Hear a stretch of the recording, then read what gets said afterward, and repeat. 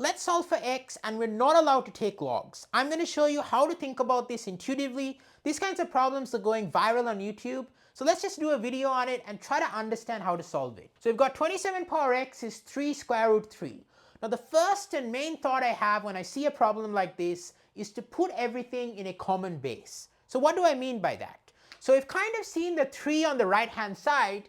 This expression is going to be a power of 3. And understanding that is going to be important. Similarly, on the left hand side, we also want to try to write everything as a power of 3 maybe. The idea is that if we had an equation like 3 power x equals 3 power 5, I'm just being hypothetical here, if we had an equation like that, we could just observe that x has to equal to 5. So how do we approach this problem? What we want to do is we want to understand 27 power x equals 3 square root 3. We want to write everything as a power of 3. So the first thing is that this is going to be 3 power 1 times 3 power half on the right hand side. Why is it 3 power half? The way I like to think about this is exponent laws. So exponent laws work as if you multiply two different powers of 3, you end up adding the exponents. Okay, so this is just going to be 3 power 1, and that shows you intuitively why 3 power half has to actually be the square root of 3. It's a number that squares to be 3. So in that sense, we can write this in this form, and this is now going to be 3 power 1 plus half. 1 plus half is going to be 3 halves. So we're going to get 3 power 3 halves on the right hand side. On the left hand side, we're going to get 27. You just want to observe that's a power of 3. 3 squared is 9. 3 times 9 is 27. So this is going to be 3 power 3 power x. And then we're going to now again use exponent laws. And I'm going to write this here.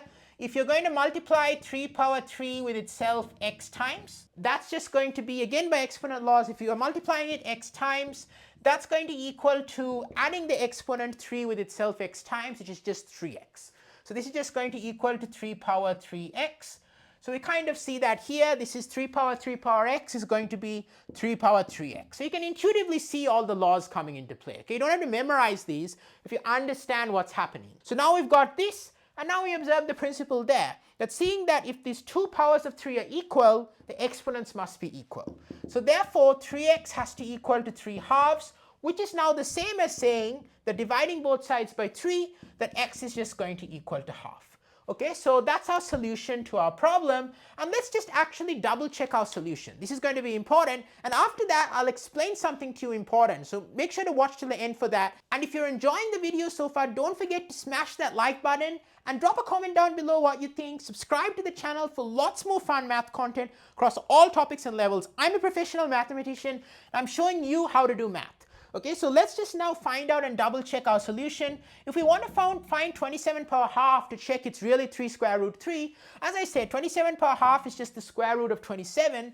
So we've got the square root of 27, which now, I'm just going to write this out in a nice way. I'm going to write out 27 as a perfect square times something else, because taking the square root of a perfect square is easier. So 27 we know is 3 cubed, which is 3 squared times 3. Take the square root of 3 squared. What's that going to be? Just going to be 3.